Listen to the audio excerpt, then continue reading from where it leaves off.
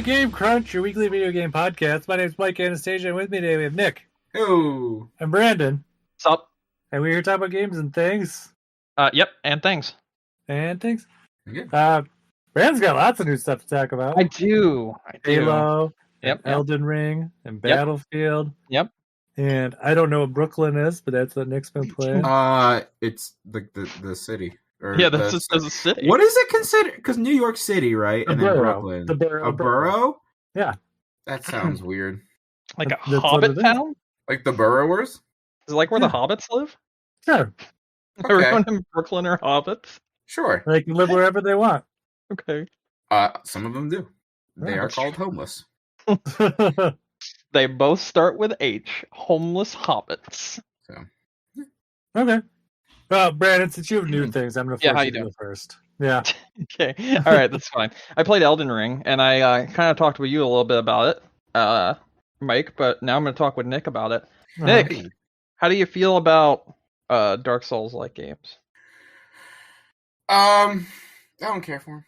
Even like Bloodborne? Like Oh, the no, don't- universally Blood, loved okay, Bloodborne? so Bloodborne is probably the one that I've been able to stomach the most with, like, Sekiro been, like, the one I've been able to stomach the Oh, least. Sekiro. Oh, what? I don't... They're just hard for the sake of being hard, and I don't find the fun in that. Some people do, and I get it.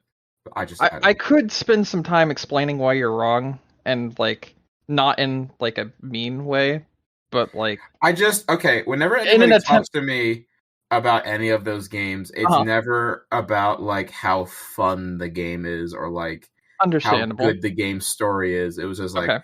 that battle was really hard. You mind That if I battle go was off really on a hard. tiny bit of a tangent before I talk about Elden Ring, then?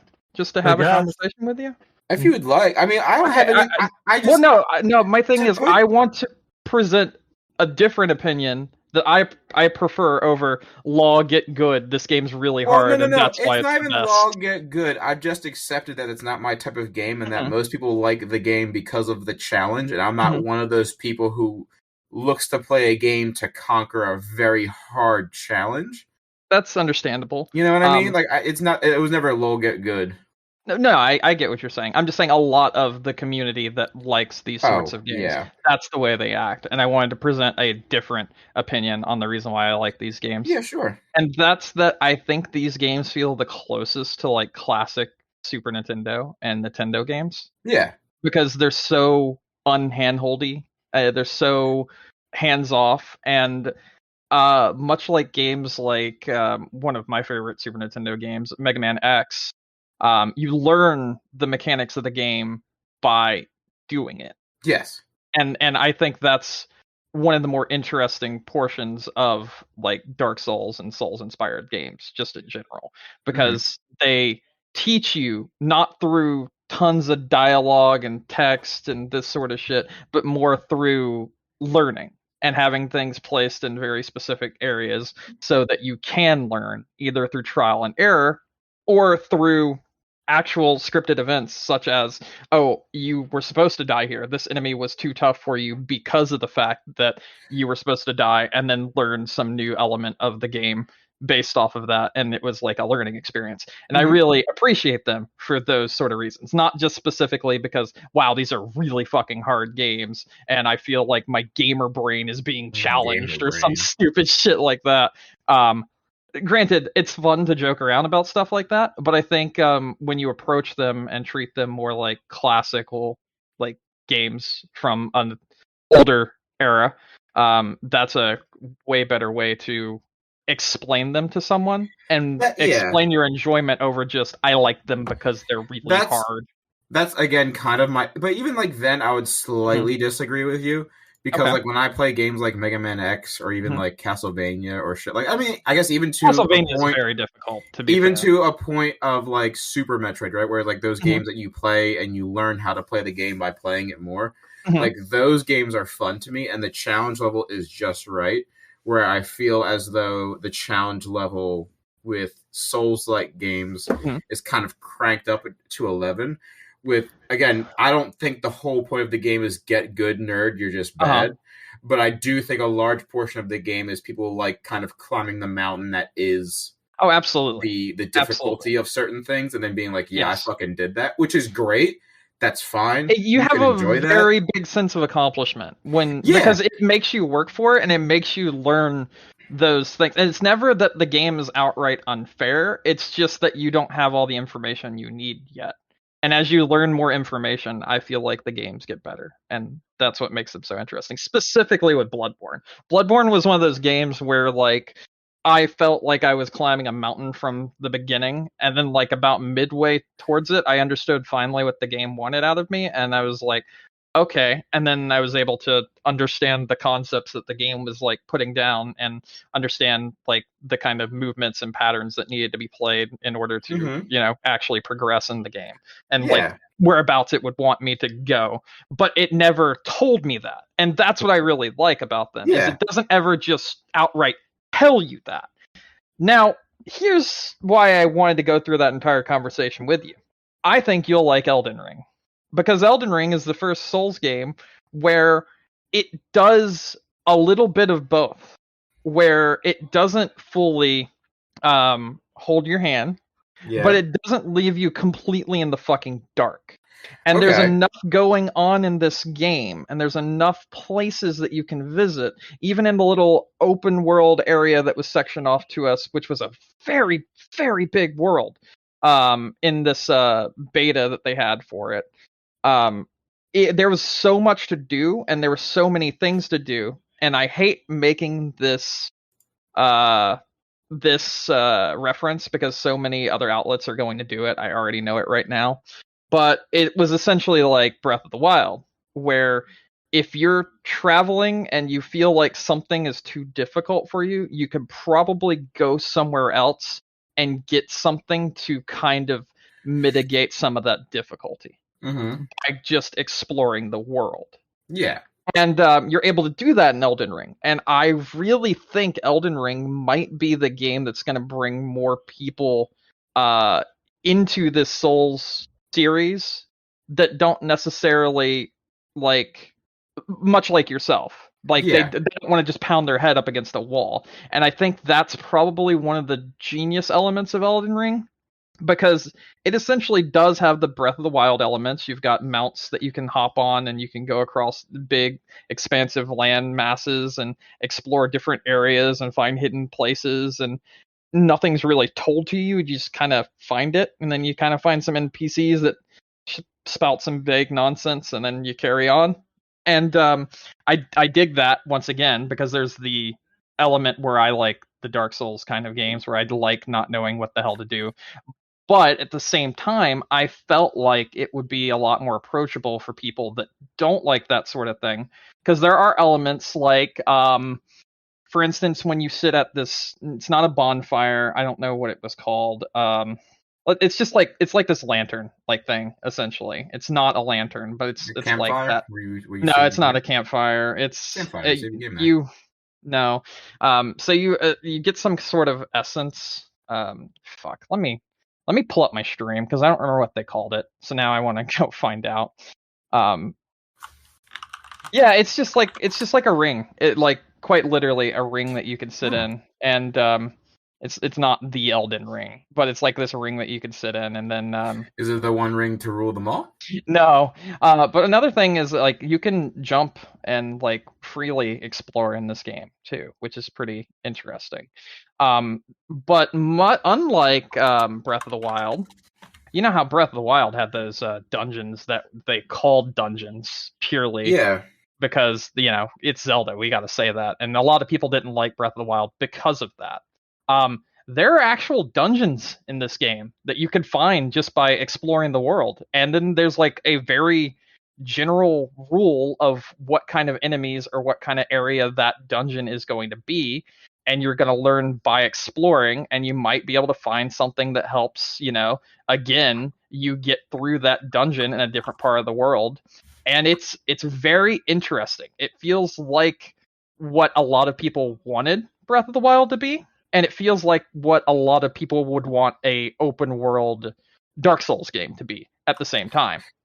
And I think having both of those elements will make it more approachable in some ways. Now, people. I have a question. Do you think they made this game more approachable because of the name attached to it?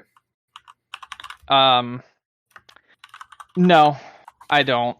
I think so. I have a few theories why I think they've made it a bit more approachable because it's still hard. It is still a hard game, and it's not like super easy or anything like that. But at least not getting completely lost, not being overrun with like what the fuck do I do, that sort of element.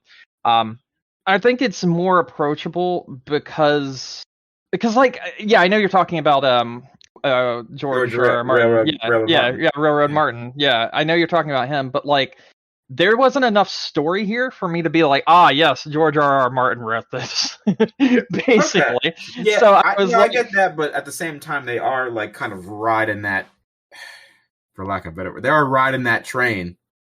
Yeah, you know what I mean? Yeah, and maybe the story elements were pulled back some so we wouldn't see them, specifically because they didn't want to give it away in the beta, which I could totally see that being a thing.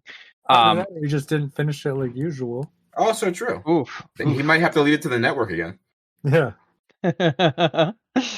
Which that's going to be, I mean, I don't know how it's going to work, but I'll figure it out. See, time travel also comes with it, so I can just go back to the time when the beta was still running and play it again. So there we go. That works. But no, when you would defeat certain bosses and things in different areas, you would gain like abilities from them. Like one boss, for instance, you have the ability to your right trigger, instead of like doing a block, cast lightning. Okay. So you're able to cast like lightning from the sky, and like that was one of the abilities. Or it turned like your sword into a rapier, where you were able to goodness, what was it? You were able to just inflict bleeding damage on an enemy. Okay. And there's all sorts of other ones. And essentially what that allowed you to do was tackle different enemies in different ways and kind of find the right way to take down different enemies around the map. There was one very difficult enemy, which I'm pretty sure was the end boss of the map area that I was in.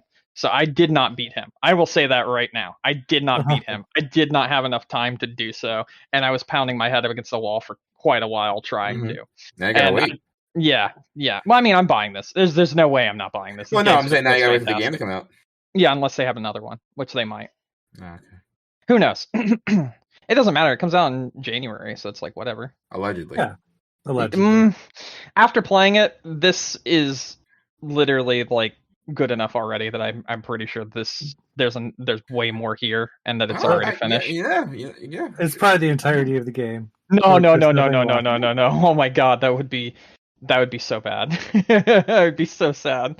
I hope it actually sticks with January. It was very smooth. I was playing on the PlayStation. Nope, I was playing on the Xbox Series S. Because I actually have a story about how I got this. I went into the Steam forums, and some dude was like, a bunch of people were talking about, did you get the code? Did you not? Let's share our stories and stuff. Like of Dark Souls and past games that we played. And this guy was like, yeah, I got the code. I got it for Xbox. I don't have an Xbox. I play on PC. I don't know why I have an Xbox code, but they can't give me another one, and it's whatever. And I was like, hey, I don't know you, and you don't know me, but do you want that Xbox code, or could I have it? I just got a Series S, and I would really like to play this. And they were like, yeah, you can have it. And I was like, cool. So that rocked, and I got to play that because of that specific story. And then I streamed it. I streamed my entire experience with it from start to finish. I had some issues that were because I jumped on the server when it first went live initially, which was no bueno. So the server wasn't fully prepared. When Grace, that's what you do. It's Grace. That's what it's called in this game. Not a bonfire, not essence, not souls, not blood shards. It's Grace. That's what. So like saying a prayer before your meal. I guess, because like you can actually do things here where you like sit down, and I don't think you're like praying, but you're like actually there might be a specific prompt that tells me exactly what it is. All right, let me see what the exact prompt is. It's probably gonna say something stupid like touch Grace. Touch It grass. literally says, "Oh, rest at the site of grace." That's what it says. To fondle grace. And when Inappropriately you touch grace. rest there, you're able to take elements that you've gotten from enemies that you've defeated and like mix together potions to like up your power, like make you stronger or more resilient to stuff like that. Again, much like the food eating thing in The Legend of Zelda Breath of the Wild. So again, I have that kind of feeling that is like I feel like they're trying to mix the two together, sort of, and it makes it a more approachable experience because of that. I don't know for sure, Okay. but it was a blast to play this. It was a lot of fun to play it, and I think this is going to be a great game when it releases. I'm very excited for it. So yeah, Hopefully, we'll find out soon enough. Mhm. yeah, I hope so. Because not all games that seem like a slam dunk Oh no, are. we'll talk about that Is later. like a basketball game reference. We'll talk about them later because I got a lot to talk about with them. Oh. It'll be very fun. But no, moving on from that, I played Battlefield 2042. And there's a lot of people giving this game a shit ton of shit, and I honestly don't understand why. I've been having a lot of fun playing it. Last time I talked about it, I had played it on Xbox. I've now played it on both Xbox and PC. And the PC version runs quite well. Okay. Rocking like high medium settings at 344 at 344 whatever fucking 1440p or 344 3440 Numbers. 3440. That's what I'm trying to say. I'm sorry, I'm just exhausted today. I'm sorry. 3440 by 1440p. That's what I'm running it at in medium and high settings, and it's not really giving me any trouble at all. It's been a very stable game. So, what are people complaining about? So there's been complaints not about performance, but about the game itself. One of the big major problems a lot of people have with it is that there are specialists, a la Rainbow Six Siege, Okay. a la Call of Duty. Okay. So immediately people are like, they Call of Duty-ified it, and it's like, I don't really think so, because like I could play the big fucking 164 player battle or whatever it is, and I still see planes exploding in front of me and shit just going absolutely haywire, and it's just a blast to play. I don't really know. Yeah. It feels fine. Plus, any like specialist can do anything, so it's like, all right, what's the fucking point? Sounds like people just want to complain just to complain. They have like one special move dedicated to that specialist. Like one might have a special cluster grenade, or one might be a healer, and it's like, well, that's kind of what we already had in a way, but just expanded upon in a way that kind of like misses it with Rainbow Six Siege. And I mean, I just don't get the complaints. I've been having a lot of fun playing it. It's enjoyable. It's good. Good. Yeah, I was enjoying that a lot until I played Halo Infinite, and then I've only played Halo Infinite since then. So we'll talk about the actual event a little bit later, but all you need to know is Xbox had its 20th anniversary, and the last thing during their 20th anniversary stream was they were like, so we here at the 343 would like to talk to you about Halo Infinite. And then they essentially said, yeah, so we're gonna release the multiplayer now. You can just go download it now. You can play it right now. Yeah. It's entirely free. Just go do it. There you go. That's it. Go home. Why are you still here? And that was Turn the essentially podcast off. So I did. I downloaded it. It's on Steam, it's on Xbox, it's on Game Pass. Yeah. All those good places. And it's really, really good. It's really, really good. Yeah. Yeah. I mean, it's fucking Halo. Like that's what it is. At the end of the day, it's fucking Halo. Halo's a good series and always has been. This one feels way closer to something like original Halo games than Halo 5, in my opinion. Mm-hmm. It definitely still has some of the like, added quality of life things like the aim down sights thing, but it doesn't really matter that much, in my opinion. I don't fucking know. Yeah, it's good.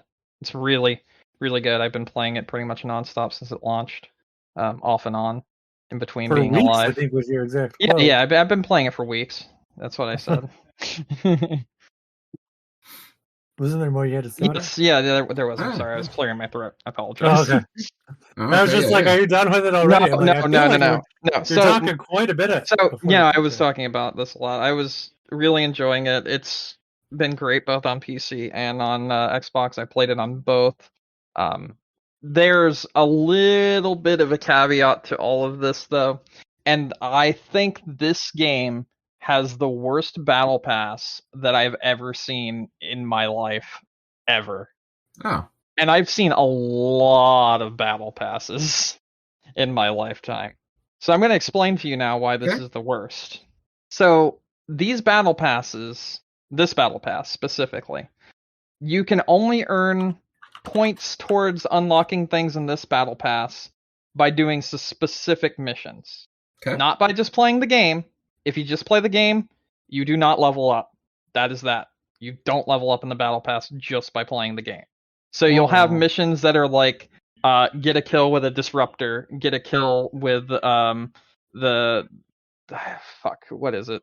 Some kind of rockets that's on one specific vehicle that's in one specific map. So, Nick, when you hear that, what do you think's going to happen? Probably like that specific thing is going to be hoarded out every time you hop into a match. You won't be able to do it. Yeah, that's right. But let's make that a little bit worse. Oh. Let's make there 2 game modes, and that's all you can choose from. And inside those game modes, you can't choose the map. You can't even vote on the map. Oh. And it's random. And that vehicle is dropped into the world as it sees fit by the reinforcement people. And it only happens towards the middle of the game. RNG. Yeah. So it's RNG if you get the map. It's RNG if you get the item. And it's just a pain in the ass, to be completely honest. So what do you assume is happening a lot then, Nick? I don't know. That's right. A lot of people are leaving in the middle of matches because they didn't get the map that they wanted. And they didn't get the vehicle that they wanted. So a lot of matches go along the lines of people join, game starts, wrong map, people leave, you have bots get replaced, people see it's not the right map, people leave, people come back in after the bots get replaced again, back and forth. Now, the thing is, your battle pass missions are also random. So different people have different battle pass missions. So this doesn't happen as often, but it does happen often enough that that it's noticeable. Mm-hmm. I can still play the game and it's not a big deal, but I do feel like it's something that's a huge oversight and should probably be fixed. Okay. And then there's the also added thing that I'm going to look at something real quick. Just essentially, you know how I am when I find something I really, really enjoy. Yeah. I play the fuck out of it. Yeah. That's the long and short of it. Slip into an entire pocket universe and basically, yeah, beat it. exactly. We know and love. Yes. Yeah, that's exactly what happens. So, if I said I've played 12 hours, maybe let's say you hated it. Generously, I'm gonna no. I've been busy, but I'm saying realistically, if I say I've played 12 or 14 hours of the game, what level do you think I am in the battle pass? I'm gonna say reasonably somewhere in the 20s to 30s. Did you guess 6? I believe say 20 and 30. What was it? Did I hear 6? No. Is that what I heard? Did you say 6? Run the tape back. I don't think I said 6. Yeah. Well, what if I told you I'm 6? I would say you are very well spoken for somebody of that age. I'm gonna double check because I may have leveled up some more today, but I'm pretty sure I'm level 6 in the battle pass overall. But that in lies the problem. Okay, all right. I'm sorry. I'm looking at it right now. I am indeed level 6, about to be level 7. I'm getting closer. But yeah. I've I spent a decent chunk of time playing this game, like a decent chunk of time. Maybe not a decent chunk of time for me playing the game, but like for a normal human being to play a game, I spent a decent chunk of time doing so. I can actually see how much exactly I've spent. Okay, 14 hours and 52 minutes. That's how long I've played Halo Infinite since it has gone live. That's a very long time. Yeah. I'm level 6 in the Battle Pass. And I've been attempting to level up in the Battle Pass. So get good? How many levels do you think are in the Battle Pass, Nick? Oh, no. Yes, this is the beta Battle Pass. 250. I'm so happy it's not. But there is 100 levels in this Battle Pass. So close. Yeah, you were very close. You actually shot for the moon and like went a little bit over it. So there's that. I knew it was over 100, but I was like, let me just get crazy. Yeah, it's not over 100 though. It is level 100 for the Battle Pass. And I have played 15 hours and I'm 6. So that should give you an idea of the problem with their Battle Pass here. So it's just hard to... That's an easy fix, though. I mean, yeah, it is. It is an easy fix. The question is, will they do it, since they're making this a free-to-play game? No. And that's what I'm thinking. I'm thinking that this is going to be left this way on purpose to encourage people to purchase tiers or to just buy stuff that's in the shop. Yeah. And I'm not sure if I'm right, but I hope I'm not. Because, like, I mean, some of these missions are also pretty good. Like, they're not, like, missions that are, like, get 10 kills or something like that. Like, this is the current missions I have. Kill an enemy Spartan with wasp rockets while in PvP. Okay. Kill an enemy Spartan that's trying to return their flag in PvP 3 times. Kill an enemy Spartan with a sniper rifle without scoping in. Okay. So, like, there's some pretty decently interesting missions here to do sometimes. And that also makes it more difficult because power weapons in this game, much like... well, actually, no. This is kind of a new one. Power weapons in this game, as well as all weapons that are on a rack, have spawn timers and can be gone. And they actually have like a actual timer above the rack that tells you how much longer until it will respawn. Mm-hmm. So, yeah, it's interesting. I think they can fix this, and I hope they will fix this, because otherwise, this has been a fantastic game. Everything from the big team battles to the oddball games, which I don't even like oddball, to Slayer, obviously, to just any kind of game mode in this has been a blast to play. And I haven't really had any trouble with it. So, it's just a lot of RNG when it comes to the Battle Pass, and that's the only real problem I have. So, there you go. That's fair. But overall, it's a very solid title. If you just wanted to play this as a free-to-play game and treat it like Halo, then you could just do that and not pay a single cent. Yeah. You know? So I would recommend doing that instead, I guess, if you want. But even so, it's Halo, and it's really good. So moving on. I think that's it for me, by the way. Okay. Nick, why don't you go next? Because mine just like repeat from last week. Mine is just very simple. I went to Brooklyn this past weekend. I didn't play anything. I thought you watched Brooklyn Nine-Nine, and that was I would never. No. What? No. Andy Samberg? Ew, gross. No, get out of my face. Brooklyn Nine-Nine's actually pretty good. No, I went to Lonely Island. No, okay. The on a boat thing was funny when it first came out, but then like, bro. And okay, Dick in a box. Dick in a box. I'll Jack give you Dick in a Sparrow? box. Yeah, No. Jack Sparrow. No, but I'll give you Dick in a box. That one's funny. No, I actually went to Brooklyn for like a show, music concert show. Okay. I'd never been to Brooklyn before. No, I've been to Brooklyn once before. I'm sorry, I just blocked that one out because that's when I got my Switch stolen. Oof. But no, it was cool. I saw Young Bay, Macross, 82.99, and Vantage, and that was really cool. There was also Pixar Mini Golf, which was hella fun as well. What the fuck is this? Pixar Mini Golf? Uh-huh. It's okay, so take Mini Golf. Uh-huh. All 18 holes Pixar themed. So Oh, different cool. Pixar movies. It's really neat. cool. Yeah, that was really cool. It's funny though because when I went to Brooklyn, all I could think about was the time Mike last went to like New York City and just had a hell of a time. And I was like, I hope I don't top that. I really You hope never I know; it don't. could happen. I really hope I don't. I just hate going into the city sometimes because like my anxiety, my brain being the way it is, I'm just like, what if we just think the worst of everything all the time forever? So I'm just like, what if bad things happen?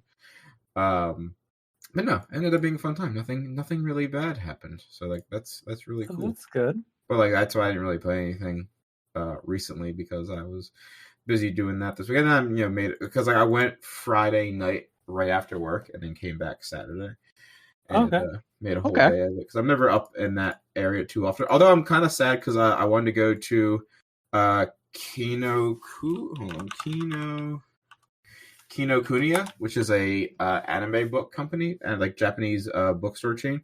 There's one in Brooklyn or in Manhattan rather. Which wasn't too far from where I was, and that's like, oh, there's one in New Jersey too, in Edgewater. Fuck, I didn't even realize that.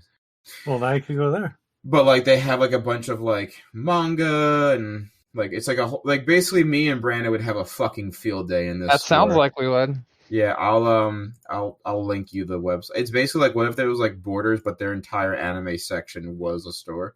That'd be awesome. Yeah, no, it's a great place. I'll put it in general so you can check it out. But I wanted to go look at it, but didn't have the time. Also, there's I don't know if either of you have ever seen the like Chef's Table from Netflix. But No, a specific no, episode, there's an episode that talks about this guy Ivan Ramen, who's like this American ramen chef who went to Japan basically to learn how to make ramen and like worked in a ramen shop for a better part of his life and then came back to the States and then opened his own shop in New York and has just served like authentic Japanese ramen for I don't know how long, but like just for fuck all the time. Yeah. So I was like, that's incredible. I love that. This bookstore's got some good shit. Yeah, it does got some good shit. But I did see that the Halo Infinite, multiplayer dropped, so I plan on downloading that and giving that a shoot. Oh yeah, no, for sure. I definitely want to play. What is the other thing that I saw that I wanted to download? I forget what it was. Oh, no. We'll talk about the other thing later when we talk about Game Awards nominees. Because yeah. No, I want to play the Grand Theft Auto trilogy so I can shake my car and it gets bigger for some reason. Okay, so that's actually something we need to talk about. That's actually originally in the PS2 version. That's just a case of they didn't remove it. It was a very well-known glitch in the PlayStation 2 version that you could do, but it takes a lot of setup, but apparently it's just way easier now, and they also just they couldn't be fucked to remove it. Okay. But we have a lot more to talk about that's not from the PS2 versions. I would say that, like, as far as anything else goes, I didn't really do anything too exciting. Mm-hmm. So do you have anything else? No, that's all I did. That's all I really have. All right. Okay. Sorry, I'm boring this week. That's fine. We got a lot of stuff to talk about at news, so it'll be more fun there. Yeah, exactly. So I've still been just like punching through Pokemon, and I am now a Pokemon master. Okay. Thank you. All right. You're welcome to meet me. Okay. It's very nice. Mm-hmm. I got all the Pokemans. Okay. And I got all the low-end Pokemans and all the Galarian Pokemans. So I'm not going to go like super crazy. Like I'm done with the Pokedex stuff there though. Because there is like a whole nother level of collecting where people go through and get the shiny forms. No, I can't be bothered with that. That's way too much shit. One of each Pokemon. That's enough. There's some other weird forms too. Like you can get like, I don't know, like what, 26 different unknowns? There's one for each letter of the alphabet. Nope. Too much work. Not doing that either. So, so I did that. So I finished that up. I ended up going back to, not to like play, but I was looking at the ones I still needed last week, and I'm like, oh, I could just hop into Sun for like half an hour and catch some Pokemon. And oh my god, I'm glad I'm not playing that game anymore. Oh, so not fun. I still don't like it. Even with those few minutes, I still don't like it. So, yeah. But I got them all, and once you put them all in the home, you actually get like a special version of one of the mythical Pokemon, Magearna, I think is what it's called. Moderna? Moderna, yes. Yeah. The mRNA Pokemon. Yeah, that's the best Pokemon. Yes, the best one. So, it's kind of cool. It's a nice way to like commemorate it. But then, so I finished it, and then I was like, well, what should I play now? And I'm like, well, I have Ocarina of Time where I started it up on the NSO, but I didn't finish it. Okay. So I played a little bit of that, and then I was like, but I really just want to play Pokemon. And this is a horrible decision because I know I'm going to regret it in like a week. But I was like, why don't I play Let's Go Pikachu again? Mm-hmm. So I've been hammering through that because I'm a sadist. I really don't know where this is coming from right now. I guess I'm just really in a Pokemon mood, and the new game comes out on Friday, so I'm gonna start that. There's a new game I forgot. Sorry. Oh, another one that you played? Yeah. Oh, okay. We can talk about it in a second. I know. How about You you just put reminded Brandon? me when you said new game on Friday, and Wait I your forgot turn. I forgot that I bought one. Oh, wait, Mike, I turned this game on. I forgot. I turned this game on and I'm magically 16 hours into it. Yeah, I just time warped a new game, Mike. But tag me in. Tag me in, bro. Put me in, coach. Yeah, but I've been playing Let's Go Pikachu. And so just a couple comments on it. You gotta say it like a streamer, gonna be like, "Let's go, Pikachu! Let's go! Let's go!" Yeah, so for as much shit as I give the Pokemon Company for making ugly ass games, like I forgot, Let's Go Pikachu looks really fucking nice. Yeah. Like it does. I think it looks better than Sword and Shield. Like, it does. Absolutely does. Yeah, 100%. You're right. 100%. And the music is fucking phenomenal. You're also, right. it's just a better game. Sorry. Yeah, they like orchestrated all the music. It's phenomenal. I do have some gripes about the changes they made from the original, like in retrospect, which I don't remember if I cared as much about when I played it last time, but now it's just kind of like they're glaring issues. Like the Safari Zone's gone, and they replaced it where you transfer in your Pokemon from Pokemon Go, which is fine. But Pokemon Go, it's so hard to get just certain Pokemon now because they opened up so many more. It's kind of tied to events. So it's just like I looked at stuff to transfer in this time just to see.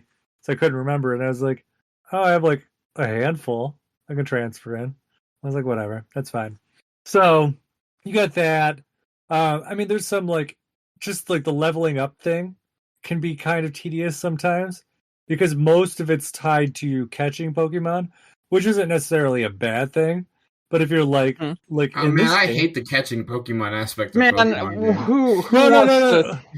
But when that is like the entire like aspect of you leveling up, like you don't get that much experience from trainer battles. So like my example was, I got a Pokemon that I really wanted to use. My team's already level 50, and this Pokemon's level 2, and it's like I got to level 30 and I just couldn't even take it anymore because it's just like catching the same Pokemon. I caught like 60 Digletts, and I'm like, I can't do this anymore. That's come way on. too many. That's like, yeah. I wouldn't be okay with that many. Get them out of here.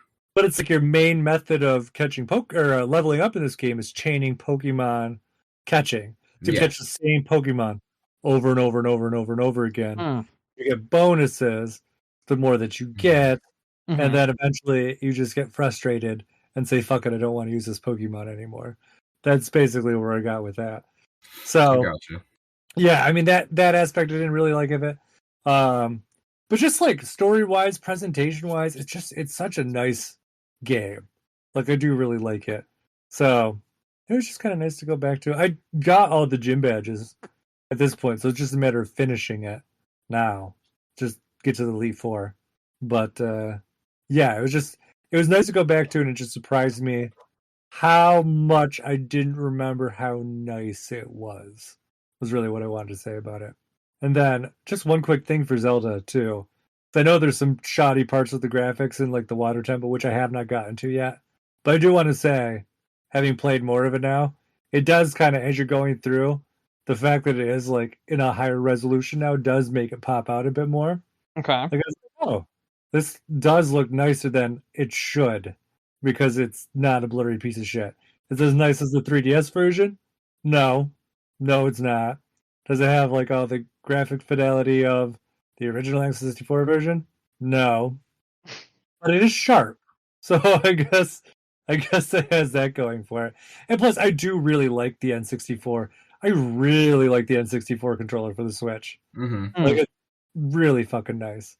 Mm-hmm. And that rumble is beautiful. It has a beautiful rumble, guys. Like a glorious rumble. Oh, it's got a built-in rumble? Yeah. And it's like a nice, deep, full rumble. Ooh, that's a good vibe. Yeah. Mm-hmm. So, like yeah, I really like that. But the that's way you're it. describing Rumble sounds really sexual, and I'm just like, you okay over there, my dude? He didn't say he put it in his butt, Brandon. He just said it feels good. It's not like, I don't stick it in my butt and then blow up that one arsenal in Star Fox, Brandon. That was oddly specific. Well, that do you know what I'm talking about though? That is like the most rumble I think of anything on the N64 that I can think of. Brandon, you know what we're talking about when you blow up that one thing in Star Fox and then you just kind of finesse the controller right in your butt? Yeah, exactly. Wait, hold on a second. It just slips right in. I think I missed something. Just like plug it in an outlet. Just whoop. That's wild. Brandon left the server. What the fuck? I don't know. Is that? Yeah, that's all I got. That's all I got. Is that name of this episode going to be controller in the butt? I think it's a fitting episode. What controller in the butt? All right, so I forgot I played SMT5. Oh my god! Oh, did you attack and dethrone God? Not yet, but I'm working on it. Oh hell yeah! There you go. It's like I'm in the final battle right now. No, I'm only like 3 hours in, and a lot of that was like world building, explaining the stuff, whatnot. Is it a chatty fucking game? Yeah, it's very chatty. It's also very. It's very funny. It's like, Nick. Sometimes you see those animes, and you're like, oh, it's one of those like Elfen Lied or like Dead Man Wonderland. Okay. Or like Death Note. Some of those, they're like very edgy. Yeah. A special kind of edgy to them. Yeah, like for like just the sake of being edgy. Yeah, that's kind of what SMT5's got going on, more or less. But I kind of love it, like a lot. Like it's very over the top. Like at the beginning, it's like, and they cast out the god because he partook of the thing from da. And this creature came from here, and this, and it's explaining how the planet got destroyed, and now gods have come to save the people that survived the apocalypse, and yada yada yada. And apparently one of like my main characters is one of the gods that was cast out of Eden or some shit, and I'm just like, cool, man. More or less. There's clearly some stuff going on here, and I dig it, but it's just very edgy in a way. And like at the end of the day, I'm like, this is just gonna lead to me fighting God. So all right, let's go on. And becoming God. Mm-hmm. And I'm fighting myself. But it's interesting because the open world has a lot of like verticality that you can explore to like find items that are hidden off the beaten path, and I don't feel like that's a thing that's been in any of the other SMT games, and I kind of dig it. It's neat, but like I just really don't have enough to say about it right now. It's got like the battle system is very cast, that's a weakness. All right, get an extra cast or an extra attack. All right, cool. They got you a weakness, they get an extra attack. Yeah, just very generalized battle system, but it works. And the world that's built around it and the mystery of what the fuck happened between the opening and where you are now, which is really weird. It gets really weird really quickly. Because like essentially it opens up and they're like, okay, I need the kids to like go go home from school in pairs. That's what you need to do, because apparently somebody's been doing a naughty and he's been chopping people up in the I hate when subway people do a naughty. systems. Yeah, he's chopping people up in the I hate subway when I systems. turn the news on. They're like, "Hey, be careful walking through the city streets. There's some naughty business going on out there." Yeah, At least on Brooklyn. Yeah. It's just so like it's just kind of nonchalantly said too. Like the teacher's like, "All right, you guys should get in pairs if you're gonna walk home from school. People have been going missing and being cut open by serial killers in the You don't wanna be subways." cut It's just open. like, yo, what? You just threw me into this, and it was just like, bam, go, and it was just like, what the fuck? And you like go to you go in pairs with someone after talking to your class and getting to know all the characters and everything, and then you go to the subway system and there's a giant blue tarp, and then all you can do is like hear the people around. They're like, it looks like someone ate them, and it's like, what the fuck is behind that tarp? It's like somebody did a naughty. They're eating people down in the Somebody did a subway naughty. system. Carl, And then that like kills people. Carl, that kills people. And then a guy that was with you that was like your accountability buddy that was there. Accountability buddy. Is that the new Teletubby? No, I stole that from a wrestling joke. Oh, okay. But anyway. Incredible. But anyway, he runs off, and like his sister's like, who was also following you and your like buddy to walk home with. She's like, "Can you go find my brother for me? I don't know where he went." And then you go look for her brother, and you find this like underpass. In pieces, God And damn. the underpass is like on the other side of the city, and like it's got like a very narrow gap, and there's a guy there that's like a paranormal guy. He's like, they say that like this is the entrance to hell, and then you're like, what? All right, Shaggy. And you see the brother there, and you're just like, all right, well, I'm gonna go with the brother, and you start walking towards the brother, and he starts running towards you like he knows something's up, and then the ceiling falls on you, and then you wake up, and the entire world's covered in sand.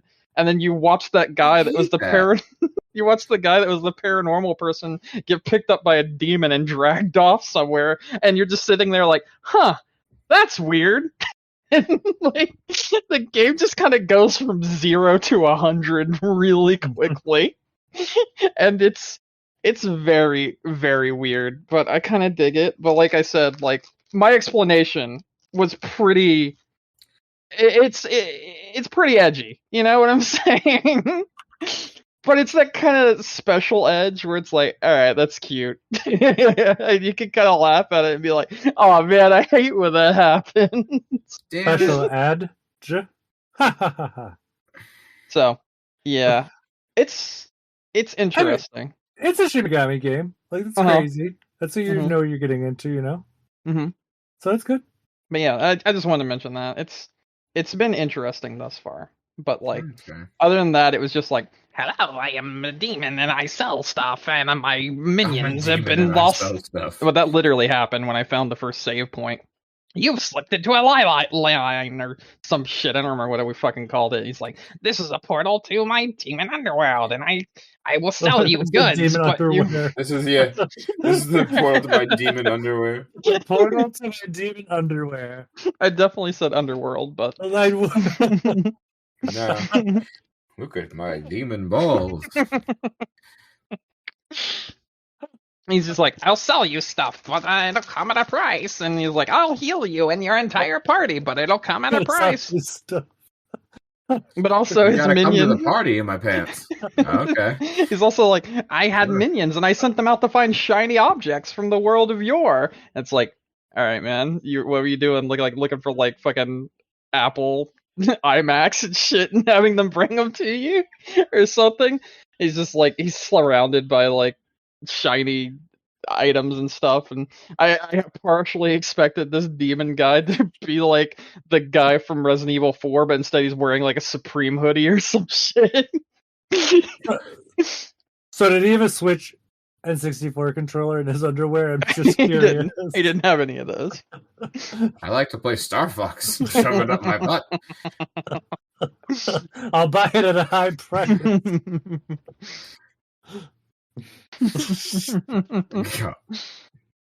Oh my god! But yeah, a lot of explaining stuff is what I've gone through, and then yeah, I'm just waiting to get to the actual game. So I don't have much to say about that. I would rather go talk about like news and shit. Let's move on. All right, let's news it up. Newsing time. I like that. No, I like that. Let's go for news. So finish your news. Okay. So we have some news that we should probably talk about it. Yeah, nominees wrong. Nominees. There's 2 E's. If you already got to spell nominees, and you look at it, you're like, there's not enough E's. Just add another one. Chances are you didn't get it right. Yep. Well, do you want to talk about the other things first and then end with the nominees? Because like that's like the longest thing. Yeah, I think that makes sense. Kind of, I guess. Wait, are we doing the nominees for the Game Awards? The nominees are. Yeah. Because like every other thing is kind of like, hey, this is a thing that happened. Hey, this is a thing that happened. You know what I mean?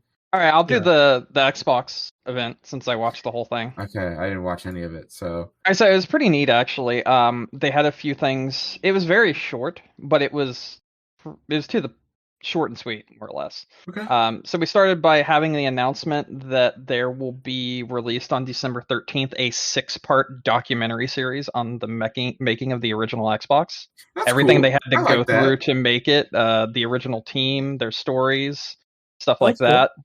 Going from concept to launch, and then the response from people thereafter, and like the community that was built because of the Xbox. It looked really interesting. It's going to be on, I guess, Roku, IMDb, YouTube, Redbox, normal things. Yeah, anywhere where you get your stuff. Yeah, exactly. So that was pretty neat. Then they had this little vignette that was kind of neat. It was about talking about the power of video games, and it showed plenty of people over the years that had met each other through Xbox and then actually met each other. So that was kind of cool. Just a little thing they showed off. Then they announced, you guys remember how we forgot about backwards compatibility and it's been on hiatus for 2 years? Yeah, here's 70 new games for it. There you go. They just straight up launched it. Good on Microsoft. Yeah, we got the entire Max Payne series, the entire Fear franchise, Dead or Alive, the Star Wars games. You'll see a Star Wars. Yeah, there's a lot. But on top of that, it also comes with auto HDR for all of those games. Which is cool. And 37 of them will now run at 60 FPS. Yep. Oh, nice. So that's neat. There's like a list of the ones that do and don't. I just can't find it right now, and I just can't be fucked to look. I know Chicken Little does run at 60 FPS now. Thank I know God, that for sure. Fucking finally! I've been waiting. That's one of the memes I've been seeing going around. Like, fucking finally, I've been Chicken trying Little. To enjoy Chicken Little for so long, but I pop it in to my Xbox Series S, and I'm like, wow. 29 frames? Get the fuck out of here. Get that shit out of here. Some hot ass bullshit. Fucking garbage. Chicken little bitch. Get the fuck out of here. I am playing you. Little bitch. I do wish that the other platforms would take backwards compatibility as seriously as Microsoft does. Mm-hmm. And I also hope that it's paying off for Microsoft to make this investment. Oh, yeah. I think, because, I think today they said, at least for Game Pass, that's not they're actually not hemorrhaging money with that. It's actually a profitable thing for them somehow. That's good. And I would have to say I would imagine, right, Xbox backwards compatibility and emulation can't be that hard of a nut to crack because let's be honest with us, it's basically been a Windows PC its whole life. Yeah. You know what I mean? So I don't see why an Xbox original game couldn't play on the newer consoles. I appreciate that they're going through and checking each one individually because just because it can doesn't mean it will.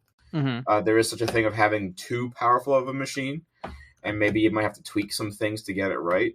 But it's weird because I find myself liking Microsoft and what they're doing more than Sony with their current generation consoles. That's how I feel too. Yeah. And the fact that there's boom, here are all these games. I'm gonna go download Time Splitters later because I fucking love Time I Splitters. really want to also. And the only other way I can play Time Splitters is if I download Homefront, and I'm not doing that.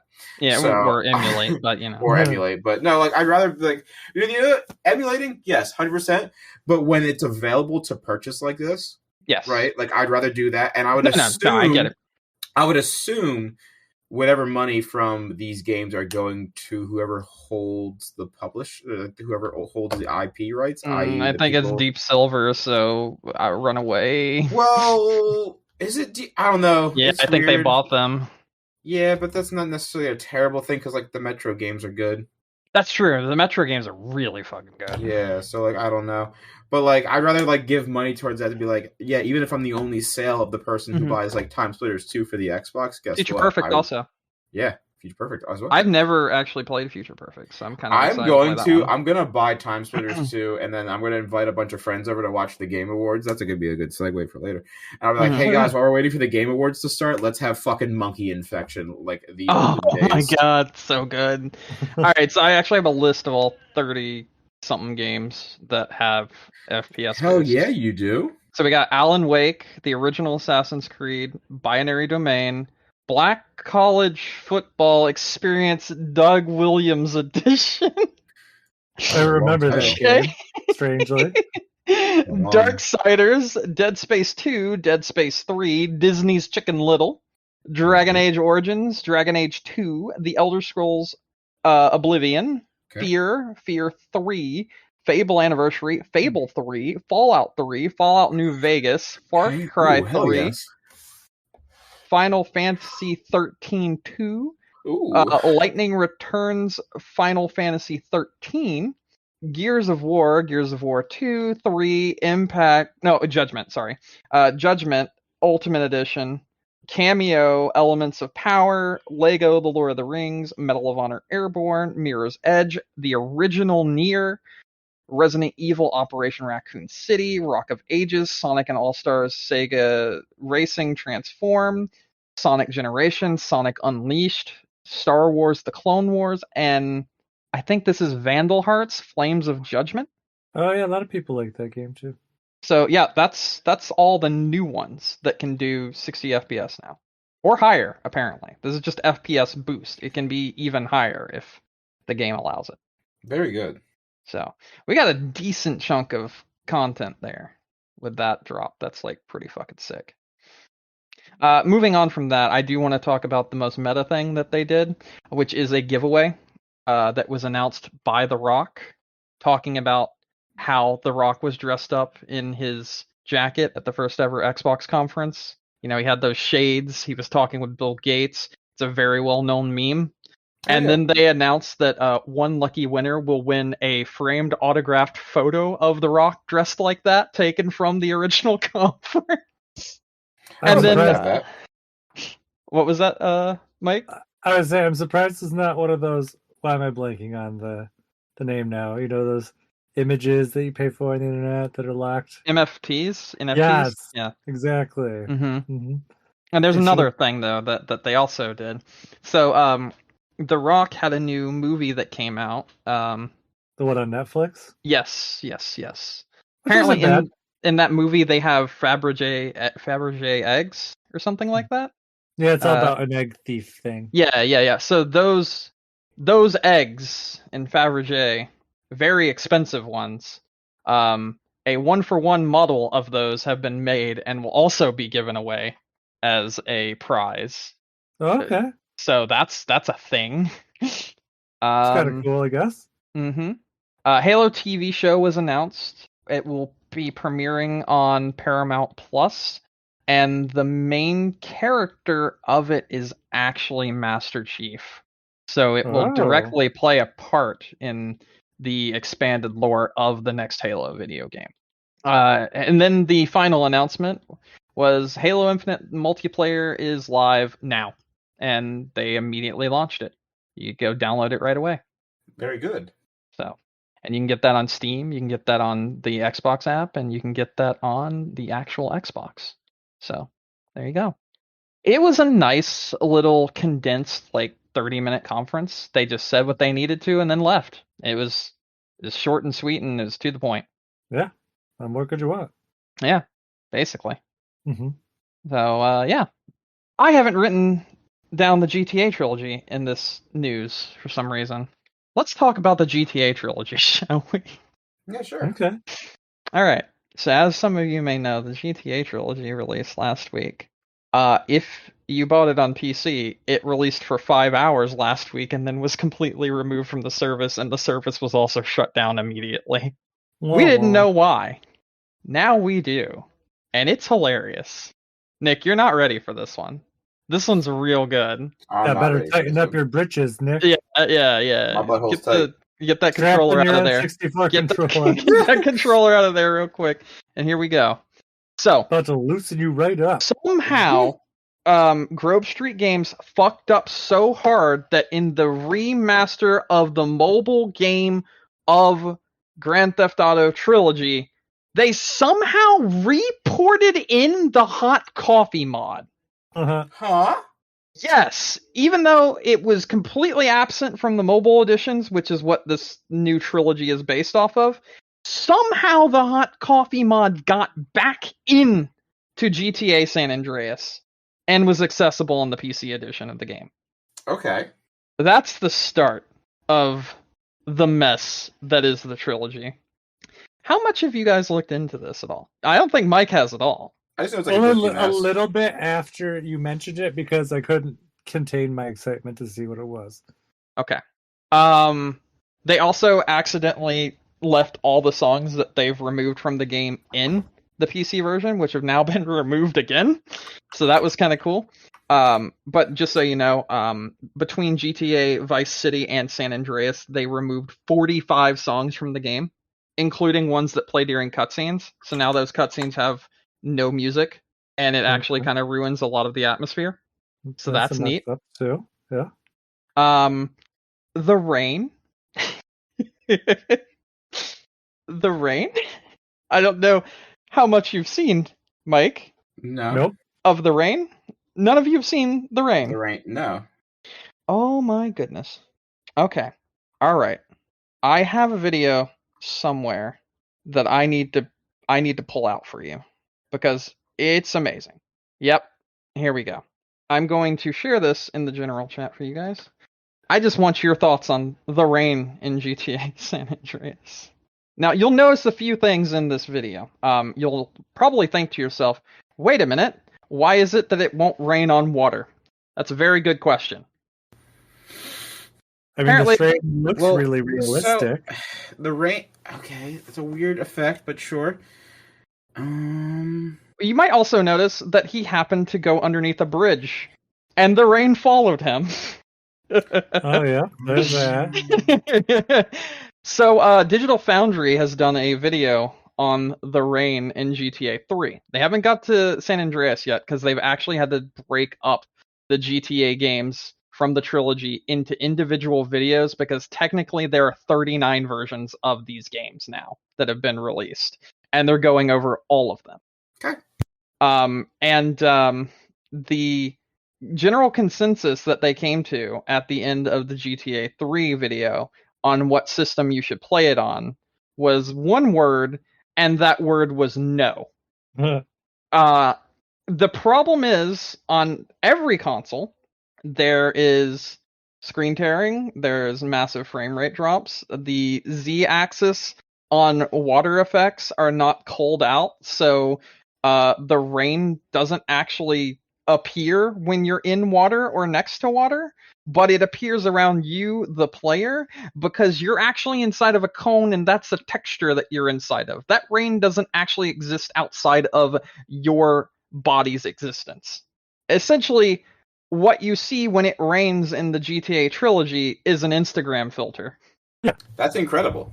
That's how lazy it is. That's why also when he's jumping off, you see the water like follow him and like fall at the same speed as him in that video. Yeah, you're inside of a cone, and around you, the rain surrounds you.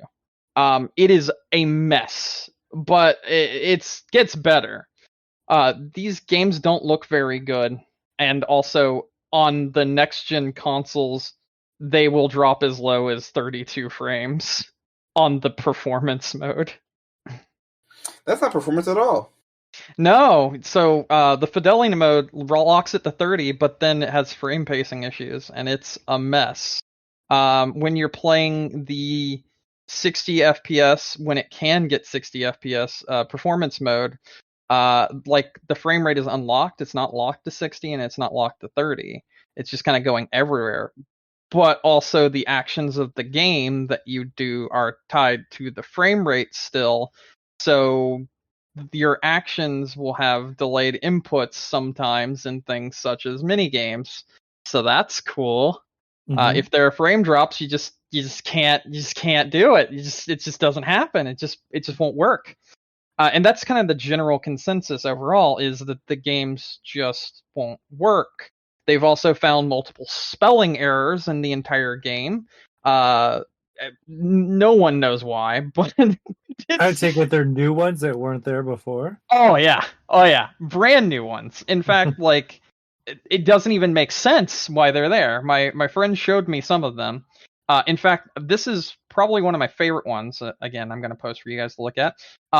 They didn't actually put the billboard on the billboard. So not only is it a spelling error, they didn't finish modeling the billboard, and you could see the billboard behind what should be the billboard.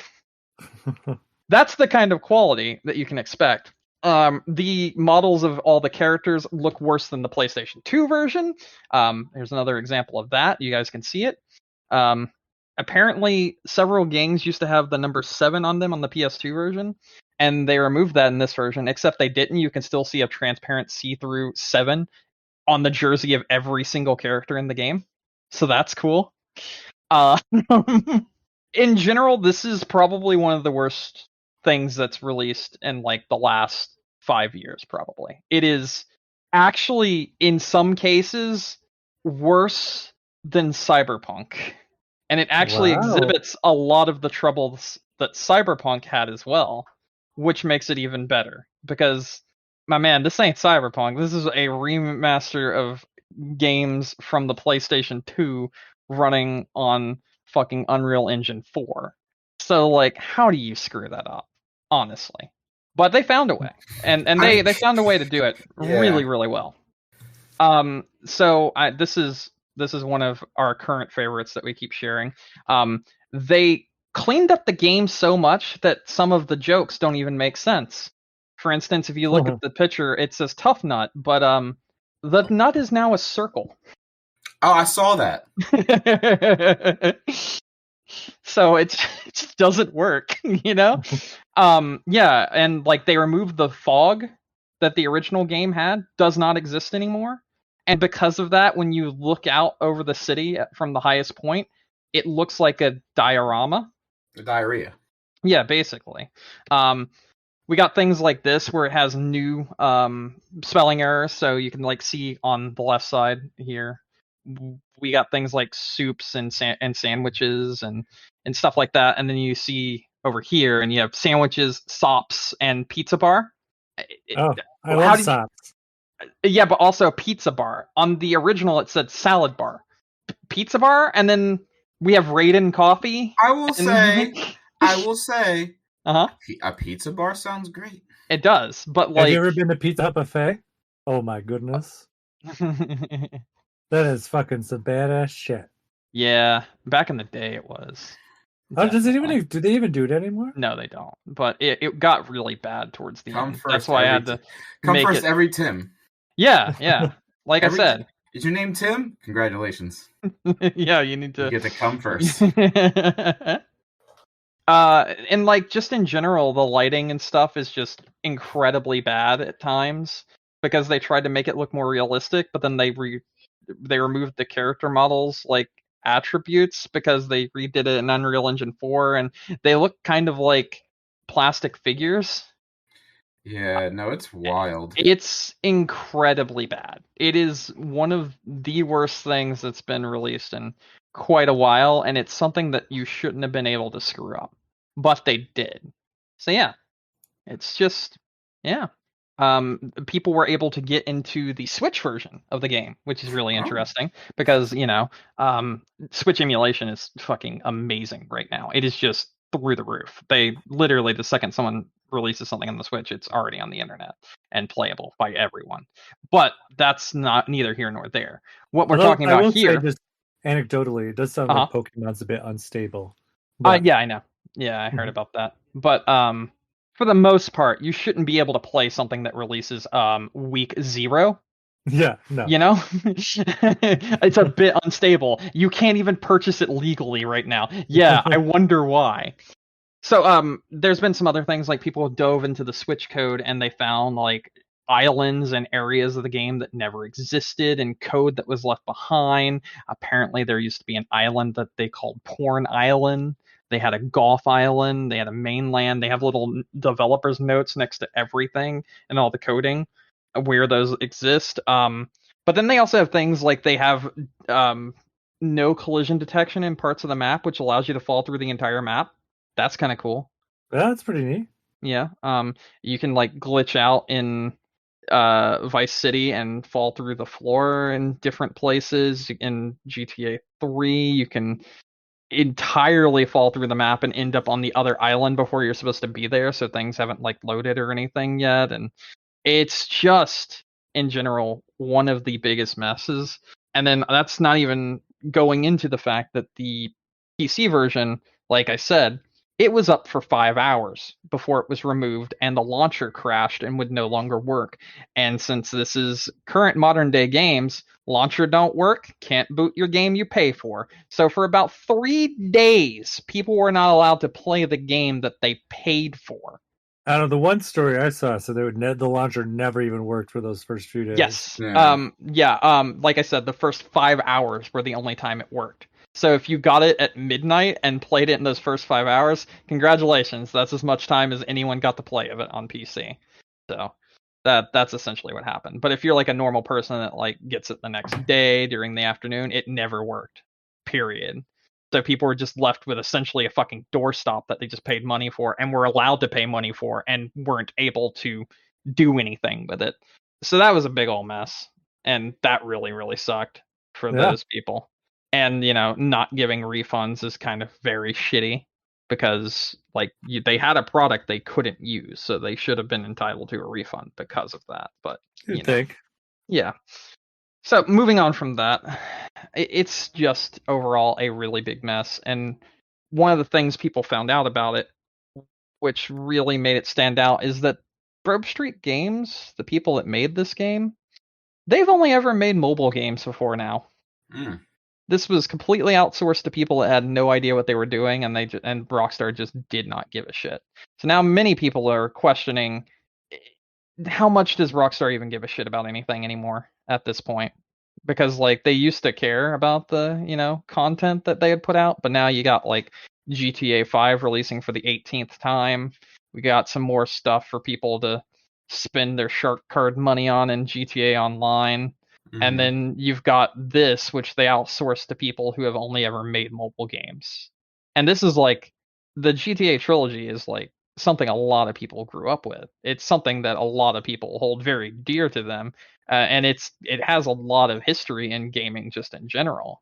And the fact that Rockstar was like, fuck it, give it to those guys that fucking made Ark Survival Evolved on the iPad, and let's see what they can do with it. It really goes to show how little they care about their like legacy and just content in general. That's right, Cheza. You're right. Yeah. Fuck them. Yeah, fuck Rockstar. All right, let's move on from that because I've said everything I need to say now. Okay. What's next? I don't even know. I didn't even look. I wrote Naruto versus Ariana Grande. Yeah, you sure did. Which is a real thing you can do now. Yeah, you can also add Kratos or Master Chief in there as well. So Rick Sanchez? The popular anime Naruto has finally launched in Fortnite. And you can kill people with the Blicky no Jutsu and pull out your gun. And, what's a Blicky no Jutsu? Well, a Blicky... So I went to Brooklyn this weekend, so I know. A Blicky is like a slang for a gun. And then is it really? No Jutsu is like Naruto would be like, I'm about to do some shit, and then he like twiddle his fingers around, be like, Wasabi no Jutsu, and then he'd like kill you. And then I'm- so now you just I'm pretty combine sure the I two. just created wasabi. All right, come on, let's not get So too now, carried away. now you do Blicky no Jutsu. He pulls out the AK and lets the chopper sing on you, and then you die. So that's a thing you can do now in the game Fortnite. It actually is, and I already have the skin. Of course you do. I would. I Yeah. didn't get the Sakura and Sasuke pack because I didn't really care, but I did get the Kakashi and Naruto pack because Kakashi's the man, and Naruto came with him for like 500 V-Bucks extra. So I was like, yeah, fuck it, whatever. So yeah, there's that. Nothing more else to say. If you wanted to buy that skin pack, it's there. Mm-hmm. Something that Brandon, I guess, I don't think you mentioned it about Bethesda and their future of games. I have not. Because I haven't fully for looked this. into all of this, so let's So go for it. Mike was right. What? After Starfield, every Bethesda game to come out will be exclusive to Xbox. Da-da-da. My bold prediction from September 24th, 2020 has been confirmed. He wrote it down. Yeah, it's been sitting in our notes for the last year and 2 months. Yeah. That's impressive. That's how confident I was. That's almost how long I was away from my Animal Crossing village. Pretty much. No. Literally, I came back and they were like, wow, I haven't seen you for a year and 6 months. And I was like, it's really been that fucking long? Oh, shit. The last time I saw you, Mike made a bold prediction about Bethesda's future. Have you heard anything yet, Brandon? Oh my god. But yeah, no, so yeah, if you want to buy Elder Scrolls 6, Fallout 5, whatever have you, you're gonna need some any of those Xbox, live service games. You're gonna need some sort of Xbox that machine. hurt, didn't it? So take that what you will. Yeah. Take that for what you will. I think what is the last thing we have the TGA nominees? Yeah, let's talk about the Game Award nominees. King Jeffrey Keighley's Video Game Boogaloo. Yeah. Brought to you by Doritos. It actually is brought to you by Toyota this year, I think. Oh, thank God. I can celebrate Toyotathon and watch this. So, do you want to read every single one, or we just want to Let's read the... Do you guys really care about best mobile game presented by Verizon? No, let's just pick choice categories. We don't need to go through every single one. I think we should go indie, action, adventure, do the highlights. Do you want innovation in accessibility, presented by Chevrolet? Oh, that was it, not Toyota. My bad. That's the one. Best That's the one I was looking for. esports game, presented by the Grubhub. We really don't need to deal with esports. Are they all presented by a different company? Most anticipated presented by Prime Gaming. Mm-hmm. I would really love if it was one category, but it just didn't, whoever supported it didn't make games for impact, presented by Travis Scott. That wouldn't be okay. Don't do that. Or what's Jeff Bezos' space company? I could see that being. Oh, you could do sponsor for that one too. Let's see. Best performance, I guess, would be presented by Jeff Bezos. I think. Let's see. Best role-playing game presented by. How about content creator of the year? Content creator of the year, yeah. Presented by Jeff Bezos. But you want to start with the biggie? The biggie? No, that's got to be last. Okay, let me go all the way to the bottom. All right, where are you reading this, by the way? Because I'm actually on the website for the. I'm on deadline.com. You can send me that one instead, so we're on the same page here. It doesn't work that way. You actually have to go through and vote for each one of them. I will send you the deadline article, and you can scroll to the bottom. I would like that very much. So get past all of the electronic sports stuff. Okay. I don't know what. Can I just say it's really weird to me that there's even a best esports game category, because it's gonna be one of two games. It's either going to be CSGO or League all the time. I'm never going to see Call of Duty win that. I think you guys are going to start seeing more Valorant stuff, because a lot of people are dropping CSGO and going to Valorant. I think Valorant's starting to creep up there, to be completely honest. And they are becoming a better game overall. So we could skip content creator of the year because fuck it. Yeah. Innovation of accessibility. Yeah. I don't. This is a new and interesting one. Which I believe Forza Horizon 5 should probably have, to be completely honest. Yeah, no, I remember them like flexing their accessibility options, and I was like, did you see any of them yet? I mean, I have. Thankfully, I haven't had to use any of them. Well, so one of them actually allows you to slow down the speed of the game. Oh, like interesting.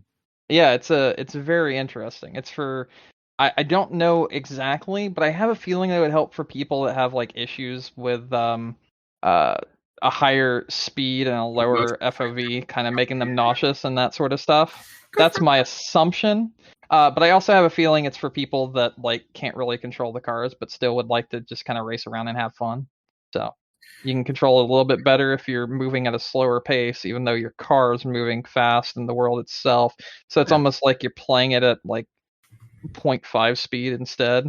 I don't know. I can appreciate something like that. Yeah. That was the one award I didn't mind Last of Us 2 winning last year because I was like, you know what? I actually agree with that too. Yeah, it did deserve it. Good for them. Mm-hmm. There's the most anticipated. Do we really care about that? Yeah, it's Eldin Ring. I mean, it's the same ones that have kind of been like making the rounds for the past year or so. Eldin Ring, God of War, Horizon. I'm pretty sure every single one of those was on there last year. Yeah, I think you're right. Jeff was just like copy paste. Yeah, I think he was like that for a few of these. The best sim/strategy category is chunky.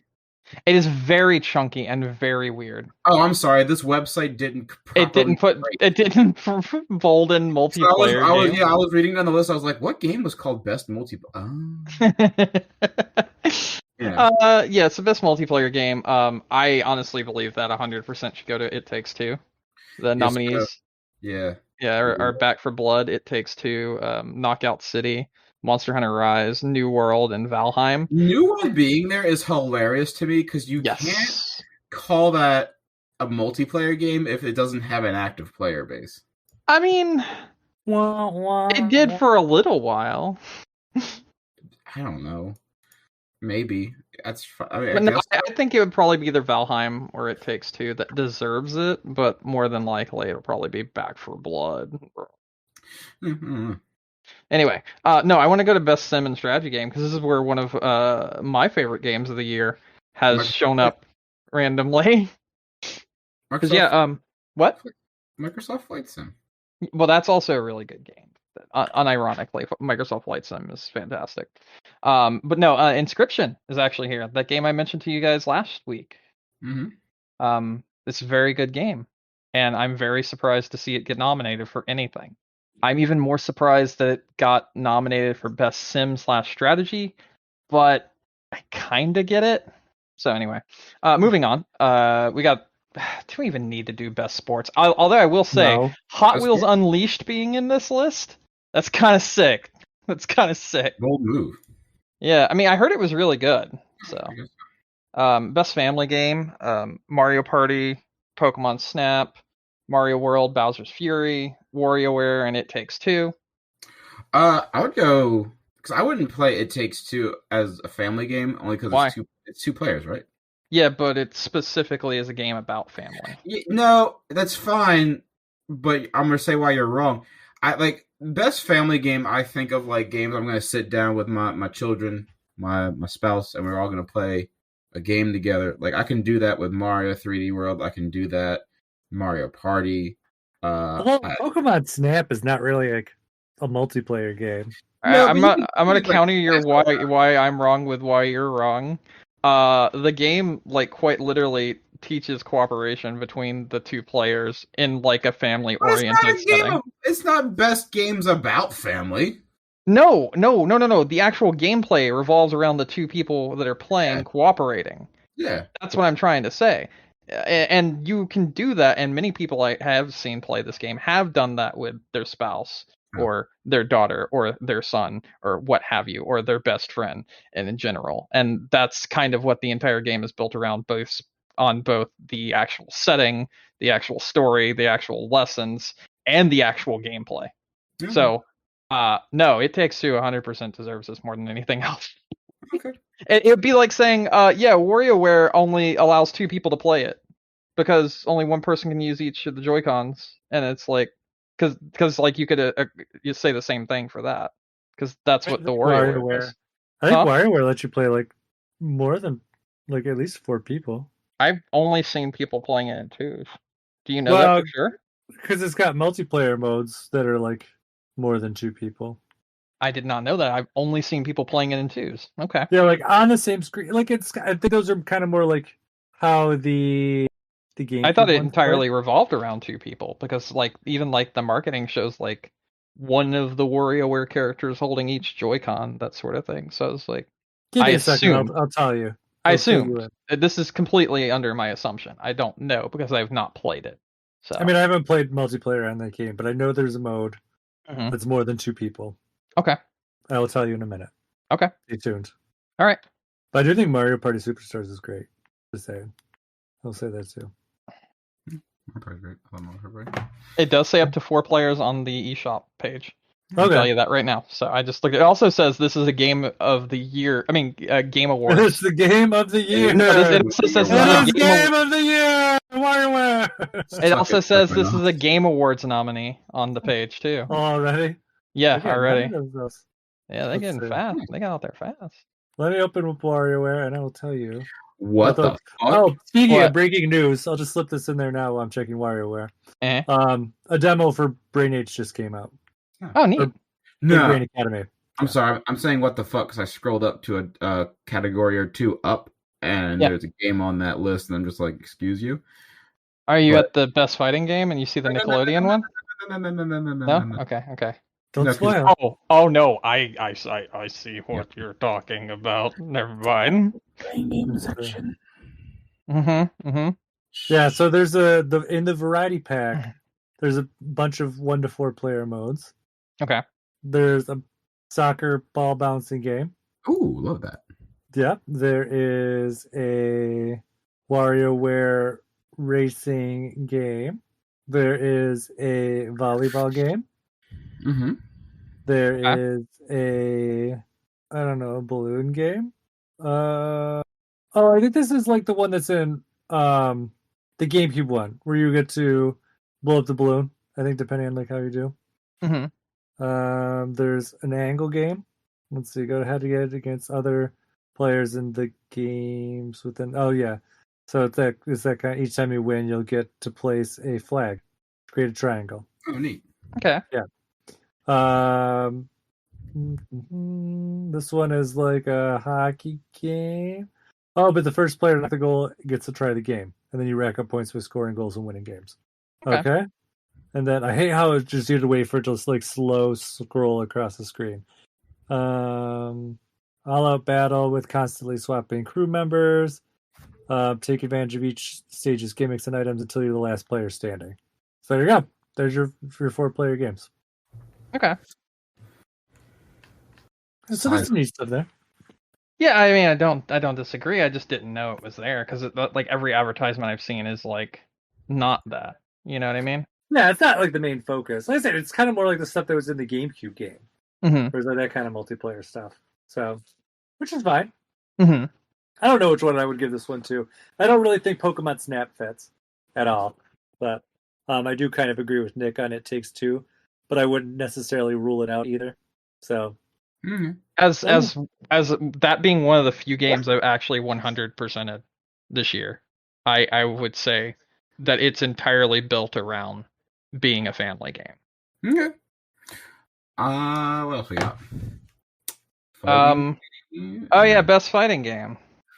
Probably Strive. I mean, I see 2 fighting games in this list. But I do see 2 fighting games in this list. Which 2 do you see, Nick? I see Guilty Gear Strive. I see Melty Blood.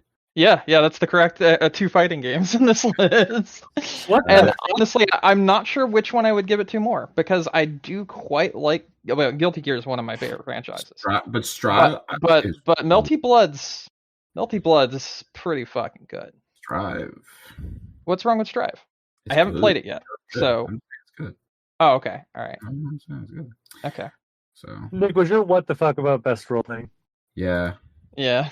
What the fuck were they thinking? Right? Hell yeah. Can we just rip into that?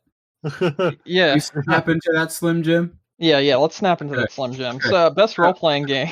Yeah, I'll yeah, let yeah, you yeah. do it. I'll let you do it, Nick. Best role playing game. I'm gonna start from the bottom. Tales of Arise. Okay, fair. I've heard that's really good. I've also heard very good. SMT5 it just Pretty came good out. so far. We don't know much about it, at least from my point of view. But yeah. Enjoying those demon underpants, yeah. Scarlet Nexus. Quick footnote about that game. Sunrise helped work on that game. The same people who made Cowboy Bebop. Monster neat. Hunter Rise. Okay. Okay. Everybody cool so far? Yeah, those are actually pretty good choices. With games that came out in 2021, the year of our Lord, RPGs. Yeah. All right, number 1, Cyberpunk 2077. I don't know how that could actually be part of this category. I don't know how that can actually be. Guess what, guys? Anything. It's not the first. It's not the only time it's nominated. Wait, I didn't see that. Actually, it's not the only time it's nominated. It's also Game of the Year. Oh God. No, So, boy, I hope that's a lie. Cyberpunk is also up for best score / music. Music's pretty decent in Cyberpunk, but isn't it up against Marvel's Guardians of the Galaxy? And isn't everyone saying that that's fantastic?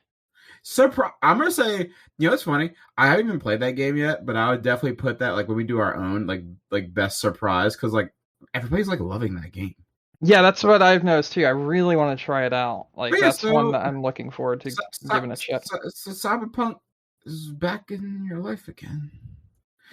Yeah, I'm very confused. SMT5 is probably going to take that category. I actually think Monster Hunter might take it. That's also I feel like because SMT like obviously it's fresh. Mm-hmm. It's gonna have fresh and like a big part of the Game Awards voting is like a big part of it is just the fan voting. So like yeah, I feel like somebody like me, right, who maybe is going through this list. Maybe not somebody like me, right? Maybe somebody who's maybe a little less well versed is going through this list and like, well, let me see all these games that came out. Well, SMT5 I know just came out. I'll just vote for that. So I would give you that if it wasn't for one very specific thing, and I'm going to see if it's still. I'm going to see if it's still a thing. So give me 1 second to check this. I'm so sorry I keep doing this, but I need to check. That's the main thing. I'm pretty sure right now Tales of Arise is the highest rated RPG that's released this year. Oh, okay, cool. Actually, I'm happy with that. That's fine. I'm not 100% sure, but I'm like 99% sure. I think it's in the high 90s. And like for a Tales game, that's unheard of. No, honestly, because like I never Tales and Symphonia. No. I mean, that's a really good game, but wasn't it reviewed poorly? Oh. Like, I'm trying to say like even reviewers reviewed it highly. Like that's no, I mean that was really reviewed highly when it came out. Yeah, like it was like a standout for the GameCube. Okay. Yeah. So there's that. Cool. So we want to do best action and adventure. It's weird that there's best action/adventure. Yeah. Oh, that is weird. Yeah, I think best action is just like bang bang shoot 'em ups. Bang bang shoot 'em up. I would agree. Except for chivalry and chivalry is in here. Clang stab 'em up. Yeah, kind of. Yeah, so we'll just do them both.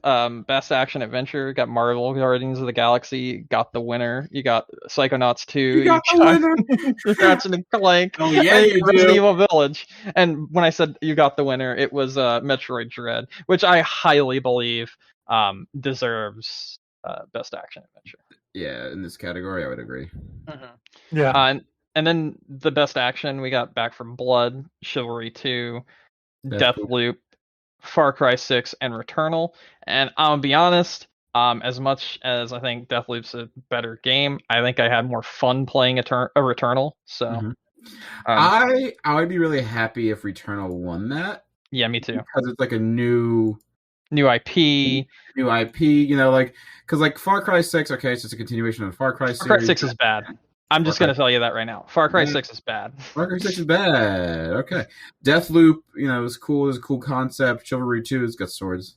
Back for Blood is just Left for Dead. Like Returnal is like on this list, like the most refreshing thing in my mind. Yes. So like I'd be like, yep, let's do that. Yeah, I agree. So we're not going to do mobile games. I will do community support because they actually put No Man's Sky in here, and I think No Man's Sky being on this list, anytime it's on this list, it pretty much should just be on this list and win it instantly every time. Oh, yeah. No Man's Sky is actually... You guys gave me so much shit for No Man's Sky, and deservedly so, but they have turned it around so incredibly well that I'm floored.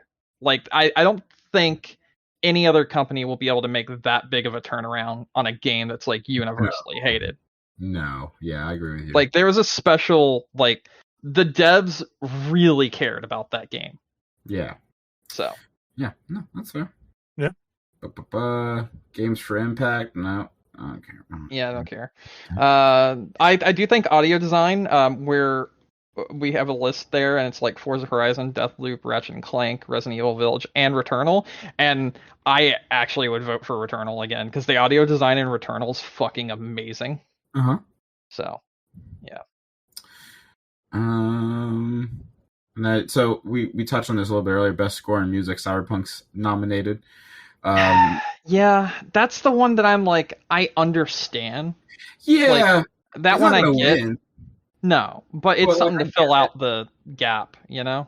It does. Yeah, it does have good music. It has good music. It does have good music because it has a varied amount of music.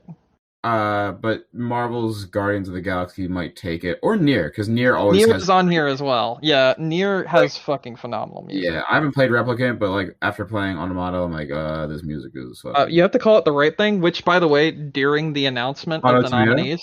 No. Nier Replicant version 1.224744871139. That's the name of the game. And literally during the nominees, like Jeff Keighley was naming all the nominees as he was announcing them for the first time in the live stream, and he actually said Nier Replicant version 1.224744871139. Wow. Weird. Like he actually like did the whole thing, and I was just like, I can appreciate that. He's a weird man. Cool. What else we want to touch on? Best art direction. Okay. I do think that this one's a pretty easy one to pick, and it's probably Psychonauts 2. I was gonna say it's probably Psychonauts 2. Mm-hmm. Yeah, I mean that does have a really great art style. Because like Kina's beautiful, but like it's nice, but it's like it's just kind of Pixar. You know, the Wild vibes. Yeah, Pixar vibes. You know, Deathloop is cool, looks good, but just gives me arcade. Like I look at Deathloop, I'm like, if you showed me Deathloop, and you're like, hey, guess who made this one? I'd be like, Arcade Studios. I'd be like, Dishonored people. Yeah, who are the people that made Jeffrey? Who are the people that made Dishonored? Like that's what I would ask you. I do like Deathloop though. It does have a very unique art direction in the game itself, because it does do a lot of things where it mixes like old-timey shit and then also like weird futuristic aesthetics, and it's really neat and it's cool and I like it. It's kind of like, you know, that game We Happy Few, where it tried to do something interesting with its art direction, but the game kind of sucked dick. It does that, but correctly. So yeah. Cool. Okay. Yeah. There's a lot for best indie title. Oh wait, no, that's best debut. They forgot to highlight it again, Nick. It's deadline. You can't ask them for much. Best debut indie? Yeah. Cool. Yeah, I think that's actually a really good thing to do, because like there's a big difference in the hierarchy of like game development from like an indie that knows how to get shit done already and one that this is their first game. I think it's actually a pretty good distinction to have this kind of category, because like you're not gonna win if you're a new indie darling and you're up against something like Binding of Isaac or a new Meat Boy. you're just not going to win because they're like cemented in the indie scene. So I think having a category like this is actually a really good idea. Oh, 100%. So that's cool. Yep. Yeah. What else? So we only have like 2 more categories basically, okay. which is best game direction and game of the year. Okay. So, game direction is one that always like I'm like, what is this? What do you mean game direction? Yeah, I think it's best described as something that's like, I guess, doing something different, maybe like the direction it's taking, like the gameplay. Yeah, you like what they're doing. Yeah. And honestly, I do. So I can't give this one to It Takes Two because it's doing the same thing as their other game. So Did you say Returnal? I would probably say Returnal for this, to be completely honest, because Returnal is pretty much the first ever AAA roguelike game. And that's impressive that someone actually had the balls to do that. Yeah. So yeah, I would give this a Returnal, honestly. Nice. All right. And then what? Game of the year now, right? Yeah, we're Game of the Year. So let's go ahead and read the nominees. The nominees. All right, Nick, you get to read them because he just did that. Deathloop, It Takes Two, Metroid Dread, Psychonauts 2, Ratchet and Clank Rift Apart, and Resident Evil Village. I have one that I want to win, obviously, and it should be obvious that it's Metroid Dread. But I feel like the one that's gonna win this is gonna be Psychonauts 2. I actually don't think Psychonauts 2. You think Psychonauts? I don't think It Takes Two is gonna win. I don't either. I don't think Deathloop is gonna win. I think Deathloop is gonna win. I think it's easily gonna win. Yeah. It was critically acclaimed with 10 out of 10s by critics. And then also the people they have that did the voice acting for the 2 characters that are like bantering back and forth throughout the entire game are very only in this game, more or less, and it's a performance that we haven't really seen outside of something like Firewatch. Okay. So I think that makes that kind of stand out in a way. And then the gameplay with it pseudo being a roguelike yet again, and with you learning each day and like each run what you need to do instead and how to handle like trying to break the loop. I think that makes it stand out. And I think all of those things together with the fact that it's also like critically acclaimed will make it Game of the Year. I don't want it to be, but I think it will be. Okay. Because I actually got very overwhelmed by this game.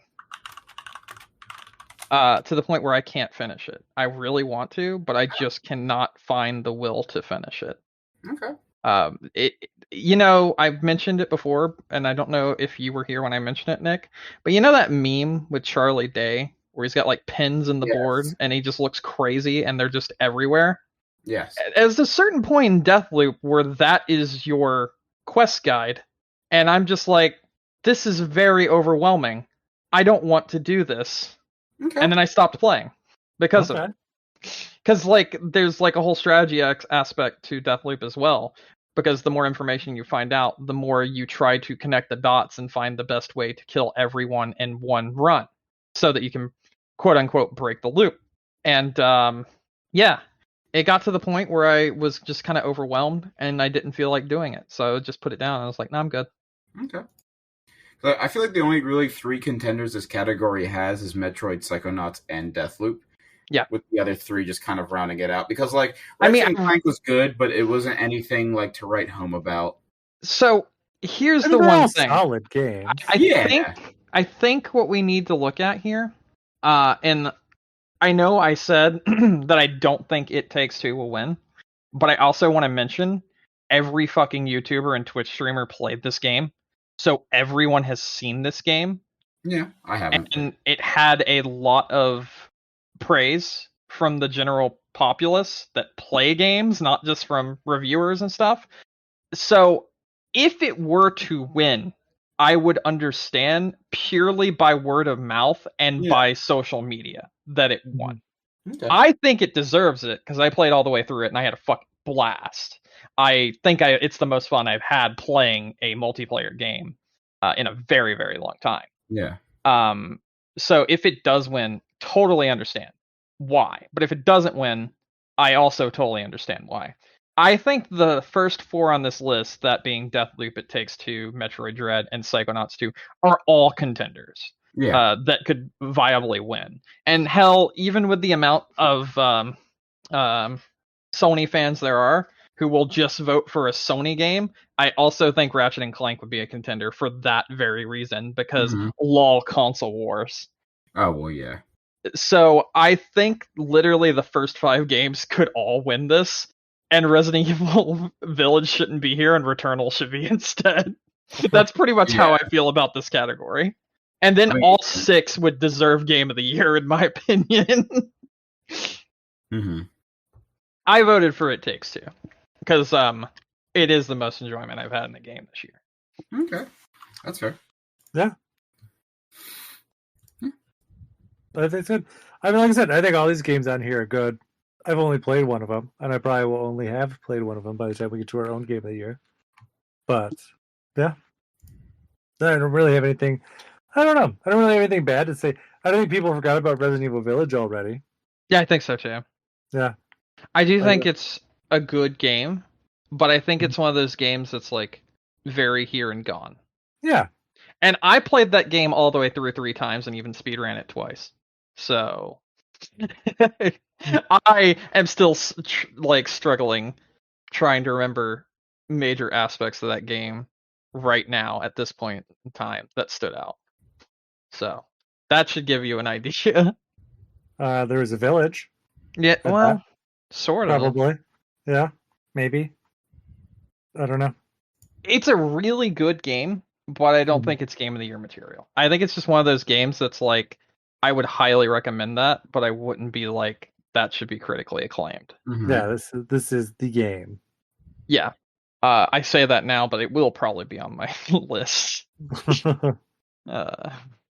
But everything in this list is incredible. You know, a lot of people were saying there weren't that many good games this year, myself included. But then I look at this list, I'm like, actually, all of those are really good. This is definitely a better year than last year. Yeah, I agree. Significantly. Because last year was pretty shit. Yeah. We had, like, Ghost of Tsushima.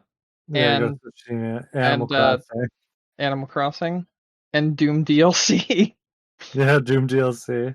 Oh, was there anything else? There was, but no, there wasn't. Yeah, nothing I got excited about. I mean, nothing we got excited about. Yeah. I hear all of the Sony fans screaming right now. That's true. I mean, Last of Us 2 was last year, right? Yes, that was why I kept making the jokes of nothing we got excited about. Yep, definitely nothing we got excited about. Oh, Nick didn't hate it, right? What, Last of Us 2? Yeah. I thought it was okay. I just didn't think it was like... I didn't like the ending, and I didn't think that it rewrote the wheel? Rewrote the... Yeah, or really... I didn't understand the appeal. Yeah. Because, like, it wasn't good. Like, it wasn't that good. Like, it was a fun game. Mechanically and, like, gameplay. Hold on. So I played Last of Us Part 2 also. Can you really say it was a fun game, or was it just kind of an experience? I would not use the word fun to describe most of that game. Just playing it as a game, it was fine. I just thought it was overly... You know, it was edgy. It was very edgy. No, it was very edgy for the sake of being edgy. Yes. And... Yeah, no. Yeah. I mean, edgy's cool. Yeah. If you're Shadow the Hedgehog. Yo, that pump action SMG, let's fucking go. Let's get it. Yeah, actually, one of the highest rated games this year is Forza Horizon 5. Good. Yeah. Good game. And okay. Sorry, I had a fucking aneurysm for a second there. Because I decided to go by user score, and I saw in the top 10 is Dying Light Platinum Edition on the Switch. Oh, really? And I was just like, Random. what? Yeah. But yeah, so I mean, much better year this year in terms of games. I'm more excited for the Game Awards this year. Do so. any of you guys plan on playing any of the ones you haven't, maybe, from this list? I want to play Psychonauts 2, honestly. Mm-hmm. But will that happen? Who knows? It's on Game Pass. It is on, yeah, and I know I don't have to play Psychonauts once because it just kind of they do a little recap. They do. So I'll just be like, boop, and give me a little recap. Yeah.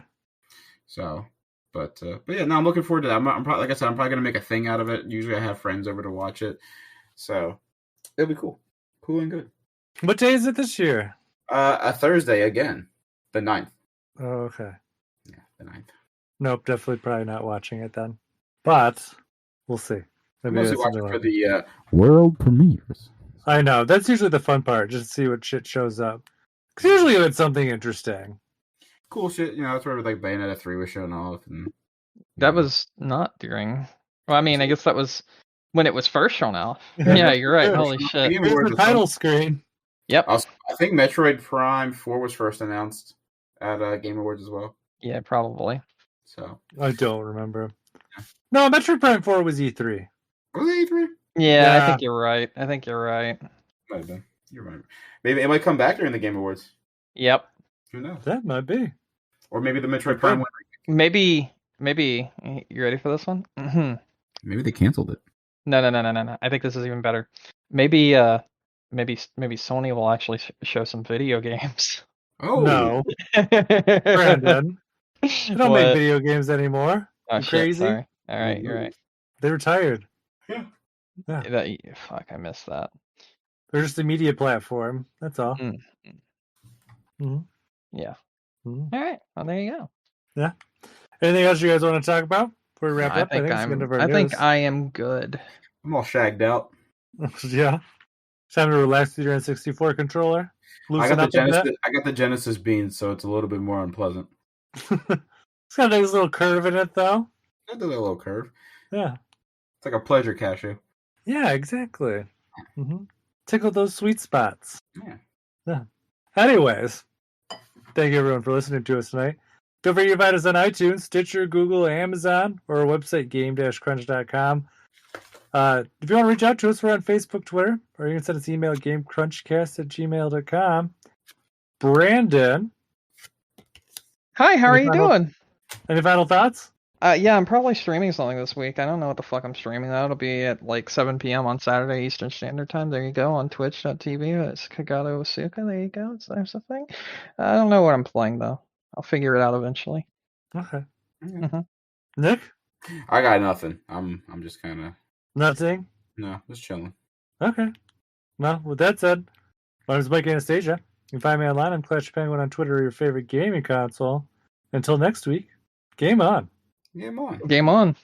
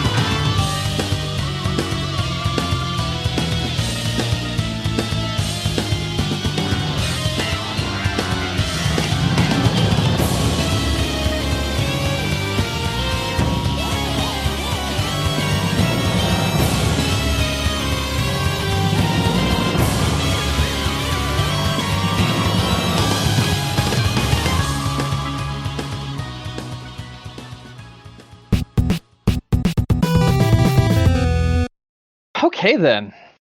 I'm ready when you guys are. Yeah. Yeah. I'm dropping things. Stop dropping. I know. What'd you drop? Stop dropping a candy. What kind of candy? Starburst. What color? What color? pink one. Oh Oof. yeah, no, pick that up. Pick that right up. Yeah, I know, and it's only. I got a bag of only pink ones. That's the second time I've have dealt with only pink Starburst today. Oh really? Yeah. What was the first time? Was it the crazy lady? No, it was my coworker who was like, "Hey, would you like a Starburst?" And I was like, and she's like, "They're only pink," and I was like, "Yes, I do." My aunt buys the big pink bags for DJ because he's like, those are the only ones I like. I don't know where she gets them from, BJ, but she seems to have them year round. Or Costco, like one of those places. I think the city they live in is BJ's. I know they don't have Costco though. Those They are had like them. few and far between here. I'm just gonna say this right now. They had them at Walmart yesterday, so.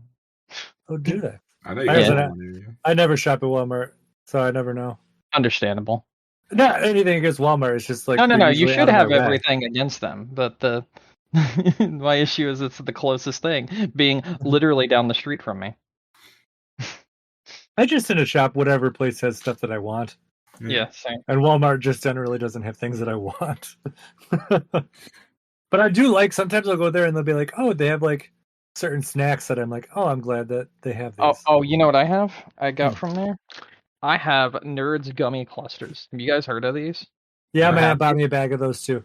They're kind of good. weird. I don't know how to describe. They're not bad. Let me Google those because I don't. They're my favorite, like straight up. Nerds gummy. I hate the word cluster, but like, let's just see.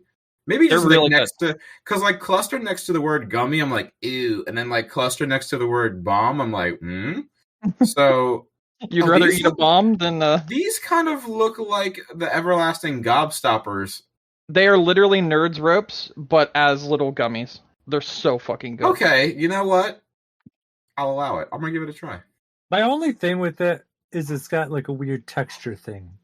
Well, because you go from aquarium gravel to like jelly. Yes. And you're like, okay.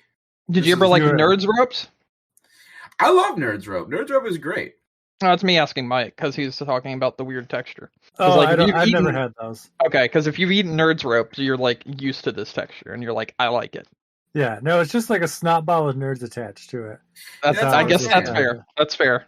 Like I said, they taste fine, and I did really enjoy the ones that I've had. They're different. Mm-hmm. And then if you had Nerds ropes, they're not different. They're just literal mini Nerds ropes. This one has a Dungeons and Dragons on the bag. Unlock the ultimate D&D adventure with exclusive content. What? Good for them. Yeah. Anyways, you guys ready to get started? Yeah, I'm